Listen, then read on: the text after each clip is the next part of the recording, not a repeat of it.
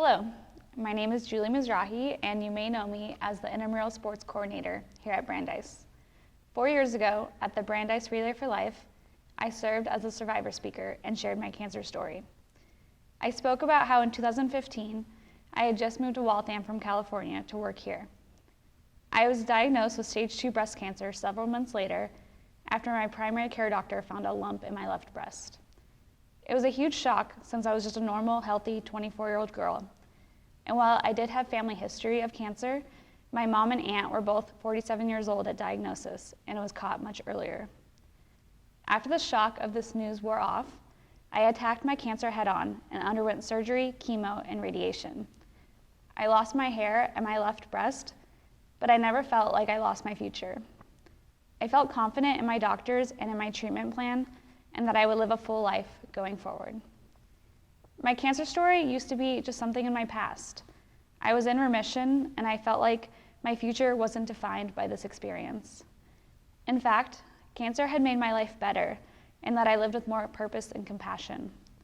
I also found a home in the cancer survivor community, and was able to go on outdoor adventure trips across the world with other young survivors. Unfortunately, my cancer journey didn't end when I finished treatment 4 years ago, and that is the story I would like to share with you today. Every year, I get an MRI and mammogram to ensure that I'm still in remission. This past August was no different. While these scans are nerve-wracking, I truly never imagined that my cancer would come back. I was young, healthy, and active, and I felt better than ever. A couple days after my MRI in August, I was told I needed to get a follow-up CT scan because the MRI showed several nodules in my lungs that weren't there a year prior. My oncologist was optimistic that they were probably benign, but she still recommended the CT. The day after the scan, I was here working in Gosman when my doctor called saying I needed to come in to the hospital immediately to go over the CT results, and she wouldn't even tell me the results over the phone. I knew right then and there that my cancer was back. In the end, I was told there were numerous cancerous tumors in my lungs, and the biopsy a couple of days later confirmed this was the case. I was no longer in remission. I was now considered to have stage 4 metastatic breast cancer at the age of 29, and there was no cure. I would live and treat this my whole life, and that life would most likely be significantly less than planned. To say I was distraught is an understatement. I mourned and cried for a life I thought I would have. I mourned for my family and friends who also had dreams for me that I felt like I was now crushing. I did my best to look at the bright side, but I found myself in this dark cloud of fear and sadness during that first week. How could this be happening? I felt physically fine, yet I was being told that I would be lucky to live past the age of 40.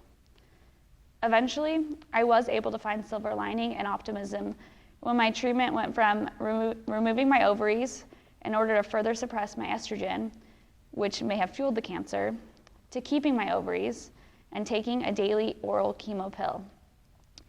I found confidence in my new doctors at Dana-Farber and found happiness in my new normal.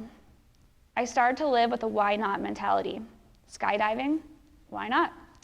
Front row Red Sox seats? Why not? I wanted to start doing things that make me happy in the moment, rather than waiting for the right time in the future. The future is not guaranteed for any of us, and I was faced with this reality head on. I tell you my story today not to gain sympathy. I've had 2 scans since my relapse that show my tumors are in fact shrinking in response to the treatment. I am in a good place mentally, living a rather normal, symptom-free life as of now. I have accepted the fact that my life may not be as long as I had thought it would be, but I've also not given up hope that there could be medical advancements that could change the projection of my future. I tell you my story today to shed light on how much of an impact Relay for Life and other events like this can have on people just like you and me. We have all been affected by cancer in some way, and Relay for Life allows us to support each other and raise money to improve treatment and the quality of life for people with cancer. As of right now, there's no beating cancer for me because what I have is incurable. But I truly believe that every dollar raised here is one step closer to living in a world where when someone hears the words, "you have cancer," it will never be a death sentence. And I thank you all for your time and generosity that will go towards making this dream a reality. Thank you.